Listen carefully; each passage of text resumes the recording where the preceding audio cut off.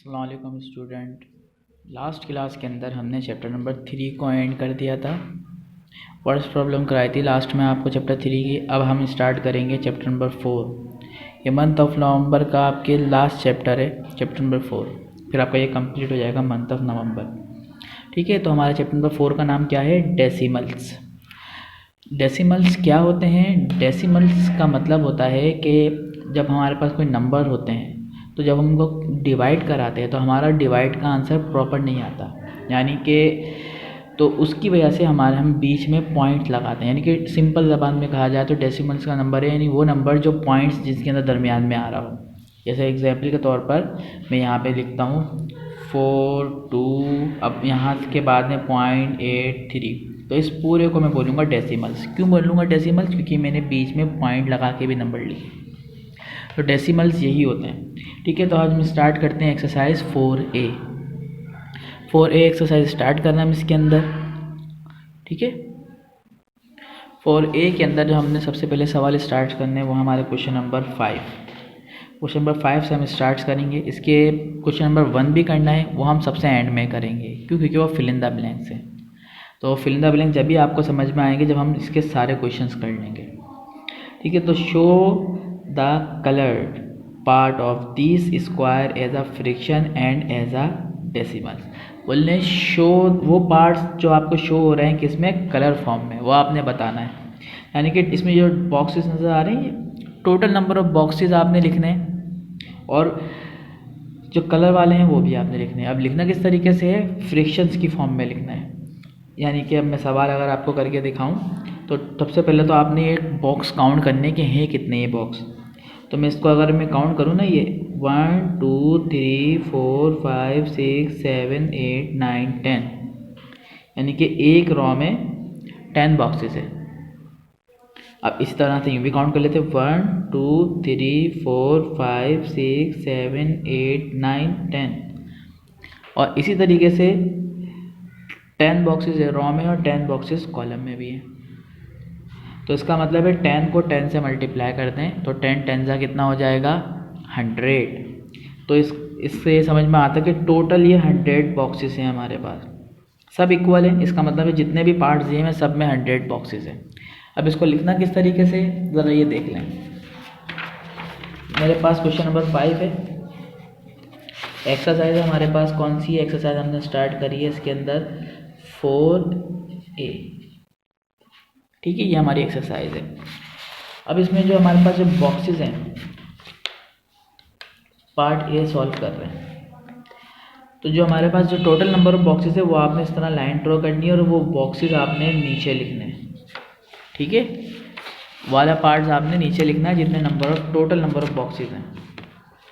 ऊपर क्या लिखने हैं? ऊपर वो बॉक्सेस लिखने हैं जो कलर फॉर्म में, यानी इसमें देखिए कुछ कलर बॉक्सेस भी नज़र आ रहे हैं आपको 1 2 3 4, तो यानी आपने ऊपर क्या लिखना है? 4 लिखना है। टोटल नंबर ऑफ बॉक्सेस नीचे, जितने कलर फॉर्म में वो ऊपर। अब इसको आपने डिवाइड भी करना है। डिवाइड करेंगे, अगर हम वैसे डिवाइड करते हैं तो बहुत बड़ा सवाल हो जाएगा, तो मैं आपको इसका आसान सा तरीका बता रहा हूँ। सिंपल सी ट्रिक है।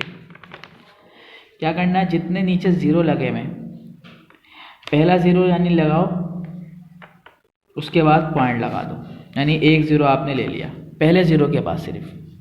उसके बाद जो अगला ज़ीरो है, अब उसके बाद जितने भी ज़ीरो लिखते जाओ, यानी कि अब एक ज़ीरो तो मैंने लगाया और पॉइंट ले लिया, अब सिर्फ एक ज़ीरो बचा तो वो लिखो। दोनों ज़ीरो यूज़ हो गए। सबसे पहले ज़ीरो के बाद पॉइंट लगाना है, उसके बाद जितने भी ज़ीरो हों वो लिखने हैं। अब जो नंबर ऊपर लिखा है वो लिख दो, यानी कि क्या लिखा हुआ है ऊपर? 4। तो ये हमारा डिवाइड हो गया, यानी हमें कुछ भी नहीं करना पड़ेगा। अब ना डिवाइड करके सॉल्व करके दिखाना पड़ेगा ना कुछ, सिंपल। ठीक है, अभी एक सवाल और हम इस तरह से करेंगे और बेहतर समझ में आ जाएगा। तो क्या है? जब हमारा 0.04, और यही हमारा क्या है? आंसर। बस। पार्ट बी देखें कैसा होगा। पार्ट बी भी देखें इसी तरीके से, तो ये भी करके दिखा देते हैं। टोटल बॉक्सेस तो हमारे पास कितने हैं इसके अंदर? 100, वो नीचे लिख दें। ये वाले बॉक्सेस काउंट करने, देखें 1 2 3 4 5 6 7 8 9 10। 10 तो ये हो गए, और इसमें सिर्फ एक कलर नहीं हुआ हुआ, इसका मतलब 9 ये हो गए। 10 और 9 कितने हो गए? 19। ये हमारे पास 19 बॉक्सेस आ गए। अब इसको भी देखें, ऐसे ही लिखना है। कैसे लिखना है? सबसे पहला 0 तो यूज़ हो जाएगा, 0.0 फिर पॉइंट। अब एक 0 बचा है। अब क्या करना है? अब यहाँ पे आ गया 19, इसकी वजह से वाला 0 नहीं बल्कि यहाँ पे इस तरह से आप लिखेंगे। अब ये 1 और 9 के दरमियान पॉइंट लग जाएगा, यानी कि इस तरह से आ जाएगा 1 और 9। ये हमारा इसका डिवाइड है। देखिए कैसे आया ये, यानी कि एक 0 लगाया और उसके बाद 19। जब यानी कि अगर 2 डिजिट में होंगे तो 2 डिजिट की वजह से एक 0 इस्तेमाल नहीं होगा। अब इसको मैं वैसे करके दिखाता हूँ कि किस तरीके से सॉल्व होता है ये तो मैंने आपको डायरेक्ट एक ट्रिक बताई थी। अब वैसे सॉल्व करेंगे तो देखिए इसको इस तरह सॉल्व करना पड़ेगा। रफ में सॉल्व करते हैं। 100 ऊपर लिखना पड़ेगा आपको और 19 नीचे लिखना पड़ेगा इस तरह से। ये रफ में इस तरह सॉल्व होगा। 9 0 0, 9 0 0, 9 1 9, 1 0 अरे सॉरी, ये तो डिवाइड हो रहा है ना, तो मल्टीप्लाई कर रहे हैं। सॉरी भाई, मिस्टेक हो गई। इसको डिवाइड में इस तरह से लिखना पड़ेगा, नीचे वाला बाहर और ऊपर वाला अंदर, इस तरह से होगा ये, क्योंकि डिवाइड में आया हुआ है। हाँ जी, 100 की टेबल में 19 तो नहीं आता, तो क्या करना पड़ेगा? इधर एक 0 लगा के पॉइंट, जिसकी वजह से यहाँ पे एक 0 क्या हो जाएगा? बढ़ जाएगा। 100 के टेबल में हाँ 190 तो नहीं आता, लेकिन 100 आता है। 100 1 100, तो ये 1 आ गया और नीचे 100 आ गया। 0 में से 0 गया, 0 बचा। 9 में से 0 गया, 9 बचा। 1 में से 1 गया, कुछ नहीं बचा। ठीक है, पॉइंट तो हम वैसे ही लगा चुके, तो इसलिए अब हम जितने चाहे 0 लगा सकते हैं।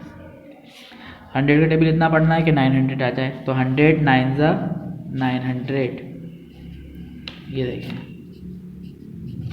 देखिए आंसर आ गया 0.19, ये जो कि मैंने पहले ही लिख दिया था।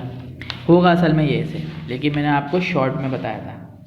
ठीक है, इसी तरीके से इसके बाकी पार्ट्स भी करने हैं आपने। कहाँ तक पार्ट्स करने? इसके पूरे ही करने। 1 और ए और बी तो मैंने करा दिया, बाकी ये सी डी ई एफ ये आप लोगों ने करना है। इसी के साथ अब क्वेश्चन नंबर 6 देखें। अब क्वेश्चन नंबर 6 के अंदर भी देखें यही काम है। क्या बोल रहे हैं? Colour squares to match the decimal numbers. बोल रहे हैं जो हमारे पास ये स्क्वायर्स हैं, ये भी 100 बॉक्सेस हैं, क्योंकि ऊपर वाले नीचे वाले देखें सेम है, तो हमारे पास ये 100 बॉक्सेस दिए हुए हैं। अब की दफ़ा हमें खाली दे दिए और बोला उतने स्क्वायर में कलर करो जितना आपको बोला गया, यानी कि 0.02 ये नंबर है इसके। 0.02 का मतलब है यानी जितना ही नंबर लास्ट में लिखा हो ना, बस वो उतने बॉक्सेस में कलर करना है और कुछ भी नहीं करना। यानी कि हमें ज़्यादा सोचने की ज़रूरत नहीं है। यहाँ पे सिर्फ 2 लिखा हुआ है, तो यहाँ पे 2 बॉक्सेस में कलर कर दो इस तरह से।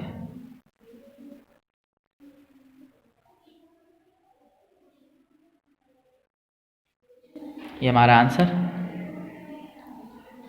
इसी तरीके से अगला सवाल देखें। 0.18, तो कितने लिखे हुए पॉइंट के बाद जितने नंबर? 1 और 8, यानी कितने बॉक्सेस में कलर करना है? 18 बॉक्सेस में कलर करना है। तो पहले वाले तो ये पूरे में कलर आ जाएगा, 10 है क्योंकि ये, ठीक है, ये पूरे में आपने 10 में कलर कर दिया और यहाँ से आपने 2 बॉक्स छोड़ दिए।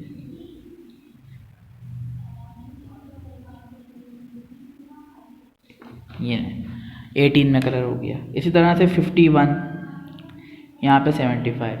समझ में आ रहा है? इसी तरीके से आपने बाकी इन 2 में भी कलर करना है। अगला सवाल, नेक्स्ट क्वेश्चन हमारा क्वेश्चन नंबर, अब हमने करना है 6 के बाद क्वेश्चन नंबर 11 स्टार्ट करना है, ये वाला। अब सवाल में क्या बोला जा रहा है? बोले right the place value of the circle digits. वो वैल्यू बताएं जिसके ऊपर सर्किल हुआ हुआ, जिस डिजिट के ऊपर, वो कौन से नंबर पे। जैसे सवाल देख रहे हैं यहाँ पे 1 पे सर्किल हुआ हुआ है, ये सवाल है। अब इसमें पहले मैं आपको बता दूं रफ़ के अंदर कि करना किस तरीके से। ये मेरे पास रफ़ शीट आई हुई है। सवाल उतार लेते हैं। सबसे पहले हम सवाल क्वेश्चन नंबर 11 का पार्ट ए है 6.56। 6 के ऊपर बना दिया हमने सर्किल। ठीक है, सवाल उतार लिया। सबसे पहले तो ये जैसे नंबर लिखा हुआ 1.21, तो पॉइंट के बाद जो नंबर होगा ये वाला, इसको हम टेंस कहेंगे, और उसके बाद जो नंबर होगा यानी अगला, इसको हम हंड्रेड्स कहेंगे।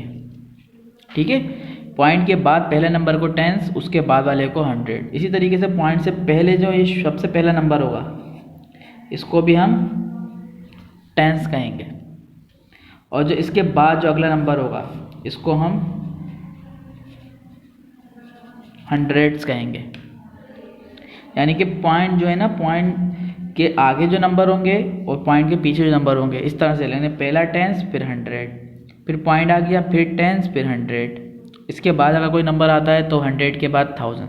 यानी पॉइंट अगर समझ में आ रहा है, इस तरीके से यह आपने पहले याद रखना है। सबसे पहला नंबर होगा टेंस, दूसरा होगा हंड्रेड, फिर पॉइंट, फिर पहला नंबर टेंस, फिर दूसरा हंड्रेड, इस तरह से। अब ये सवाल हम सॉल्व करते हैं। अब यहाँ पे मुझे बताएं, नंबर है, ये पॉइंट है, पॉइंट के बाद फिर नंबर, और उसके बाद अगले पे नंबर हैं। यानी कि पहला तो होता है टेंस, दूसरा क्या हो जाएगा हंड्रेड। तो यहाँ पे मैं क्या लिखूँगा 600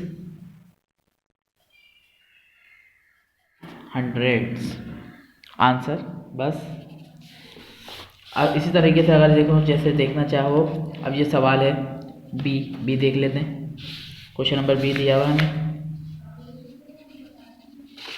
21.201। अब देंगे पॉइंट के बाद ही आ रहा है नंबर, तो ये पहला क्या होगा, पॉइंट के बाद पहला नंबर आ रहा है, तो उसको क्या लिखेंगे 2 टेंस, खत्म। इसी तरीके से समझ में आ गया। बाकी बचे हुए पार्ट आपने करने, ए और बी मैंने करा दिया, सी डी ई ये आपने करना है। अगला सवाल 11 के बाद 12 आता है। अब लिखा हुआ है 12 के अंदर convert these fraction into decimals. Decimals मैंने भी चैप्टर के स्टार्ट में बताया है कि डेसिमल्स का मतलब क्या है, आपका जवाब पॉइंट में आना चाहिए। अब सवाल मुझे जो दिए में, इनको पॉइंट में कन्वर्ट करना है, यानी ऊपर वाले नंबर को नीचे वाले नंबर से डिवाइड करना है। तो पहला सवाल तो चलें बहुत आसान है, दूसरा भी आसान है। मैं इस दफ़ा थोड़ा मुश्किल ले लेता हूँ।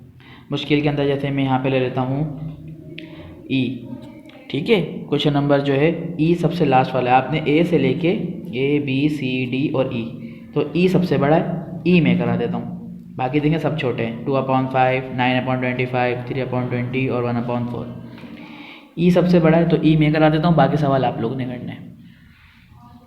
सवाल उतार लेते हैं क्वेश्चन नंबर ई, क्वेश्चन नंबर 12 का ई। सवाल क्या है 39/500। सही है। अब 39/500 को किस तरह, ये हमने रफ में सॉल्व करना है। इधर रफ कॉलम जो ऊपर वाला होता है वो हमेशा अंदर जाएगा, और जो नीचे वाला है वो कहाँ आएगा, बाहर आएगा, इस तरह से। अब क्या करना है हमने, 500 बहुत बड़ा है, 39 बहुत छोटा है, तो पहले तो इधर 0 लगा के पॉइंट लगा दो। ये क्या, इधर पॉइंट लगाएंगे तो एक 0 बढ़ जाएगा। लेकिन अभी भी 390 हुआ है, ये 500 से अभी भी क्या है, छोटा ही है। तो इस वजह से अब एक इधर भी एक और 0 लगाओ, ताकि इधर एक 0 और लगा सको। अब जाके ये बड़ा हुआ है, 3900 हुआ ये, यानी कि अब 500 का टेबल इतना पढ़ना है कि ये आ जाए। तो 500 आप छोड़ें, हम यूँ समझ लेते हैं कि 5 का टेबल हमने इतना पढ़ना है कि 39 आ जाए। इस तरह से 39 नज़र आ रहा होगा, यहाँ पे 5 नज़र आ रहा होगा, तो 5 7 35। ठीक है, 39 नहीं आता लेकिन 35 आता है। तो इसका मतलब है यहाँ पे मैं क्या लिख सकता हूँ 3 5, और ये 00 इधर भी थे तो हमने शामिल कर लिए इस तरह से। अब 5 7 था तो इधर क्या आ जाएगा 7। अब सिंपल माइनस करना है हमने, 0 में से 0 गया 0, 0 में से 0 गया 0।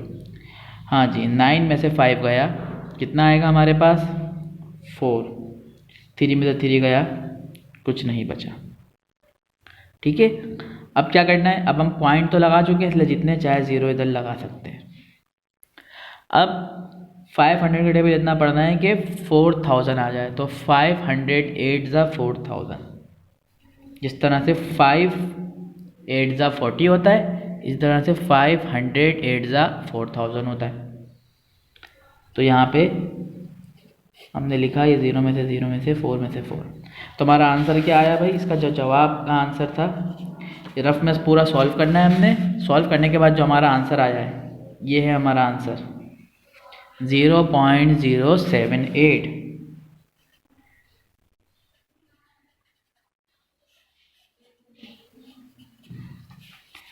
इस तरह से करके दिखाना था। ये सबसे मुश्किल था, इसलिए ये मैंने करा दिया। ठीक है, बाकी सारे आसान हैं। तो ये आपने करने ए से लेके ई तक। ई वाला मैंने करा दिया, बाकी ए बी सी डी ये आपने करना है। ठीक है स्टूडेंट, इसी के साथ आपकी ये वाली एक्सरसाइज तो ख़त्म हो गई। अब इसकी सिर्फ फिल इन द ब्लैंक्स रहती है। तो आ जाए फिल इन द ब्लैंक्स करते हैं। अब fill in the blanks easily solve हो जाएंगी, क्योंकि अब हमने ये समझ लिया है।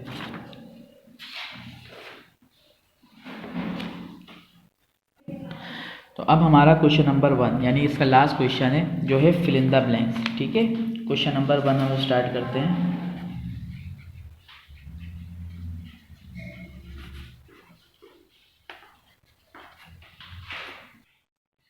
तो स्टार्ट करते हैं। सबसे पहला सवाल, 1/100 as a decimal is written. बोले 1/100 का डेसिमल्स क्या होगा? तो दो तरीके हैं, या तो मैं डिवाइड करके दिखाऊँ इधर रफ में। दूसरा तरीका जो मैंने आपको बताया था, करना क्या, ये 1/100 लिखा हुआ है। क्या बताया था मैंने आपको? 2 ज़ीरो है, पहला ज़ीरो लिखो, पॉइंट लगा दो। उसके बाद अगला जो ज़ीरो है वो इसके बाद लिखो, और जो बचा हुआ एंड में नंबर वो लिख दो। ये हमारा इस तरीके से। तो ये हमारा पहला का आंसर हो गया 0.01। ठीक है, इसको चाहो डिवाइड करके दिखा दो, जैसे मैंने यहाँ पे करके दिखाया था। 7 अगला क्वेश्चन नंबर बी। ये ए था, अब बी की fill in the blank. 0.51 as a fraction is written. बोले 0.51 की फ्रिक्शन क्या होगी? इसको देखो, 0.51 ऐसे लिखा हुआ है आपके पास। अब इसका तरीका क्या है? नहीं, यहाँ पे आपने पॉइंट ना कहाँ हटाना है, यानी कि पॉइंट आपने 1 के बाद से यानी कि बिल्कुल ख़त्म कर देना है। तो तरीका ये होगा कि ये पॉइंट पहले एक इधर जाएगा, फिर इधर आएगा। तो जितने पॉइंट आगे बढ़ते जाएंगे उतने ही नीचे 1 के साथ 0 बढ़ते जाएंगे। कितने, मुझे अगर पॉइंट को ख़त्म करना है तो मुझे 2 डिजिट क्रॉस करने पड़ेंगे। तो इसका मतलब ये है कि मैं अगर 51 लिखता हूँ तो मैं 2 डिजिट क्रॉस करूँगा जब जाके 51 पे पहुँचेगा, यानी कि जब जाके पॉइंट इधर पहुँचेगा तो नीचे उतने 1 के साथ 0 बढ़ा दूंगा। यानी इस तरह से 51 2 डिजिट क्रॉस करे तो नीचे 2 0 बढ़ गए, तो 51/100 आ गया। तो ये फ्रिक्शन में आंसर आ गया, यानी कि 51 ऊपर और नीचे 100, इस तरह से। अगला सवाल, कंप्लीट द सीक्वेंस। सीक्वेंस का मतलब होता है कि तरतीब जो चल रही हो उसमें से एक नंबर मिसिंग कर दिया। हमसे पूछने के बताएं इधर कौन सा नंबर आना चाहिए। अब यहाँ पे जैसे लिखा हुआ है 0.1, उसके बाद अगला लिखा हुआ है 0.3, तो पूछ रहे अगला बताएं कौन सा आना चाहिए।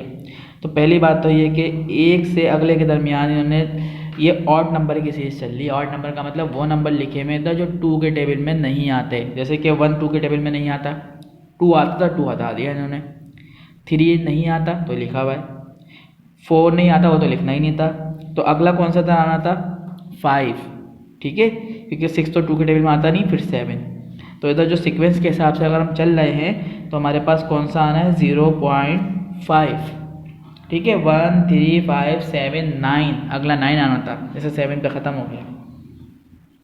अगला इन 527.819 the place value of 9 is. अब वही सवाल जब भी मैंने समझाया था, प्लेस वैल्यू जिस पर सर्किल बना हुआ था, पूछ रहे हैं 9 की प्लेस वैल्यू, यानी कि ये इसकी प्लेस वैल्यू बताएं क्या होगी। मैंने अभी आपको बताया है ना कि पहला डिजिट पॉइंट के बाद जो होगा वो 10 होगा, दूसरा 100, अगर तीसरा आ जाता है तो वो क्या होगा 1000। तो यहाँ पे लिखें 9 की प्लेस वैल्यू 1000 है। अगला 0.75 as the fraction is written. ये वही सवाल रिपीट हो गया जो हमने अभी बी में करा है। वही 0.75 लिखा हुआ है, कैसे लिखेंगे 0.75 लिखा हुआ है, क्या करेंगे 1 2 डिजिट पीछे जाएगा, जब जाके 75 होगा तो नीचे 1 के साथ क्या होगा 2 0 लग जाएंगे। तो क्या जवाब आएगा 75 ऊपर और नीचे 100। इसी के साथ हमारा क्वेश्चन नंबर 1 भी कंप्लीट हुआ, यानी कि हमारी एक्सरसाइज 4A कंप्लीट हो गई। ठीक है स्टूडेंट।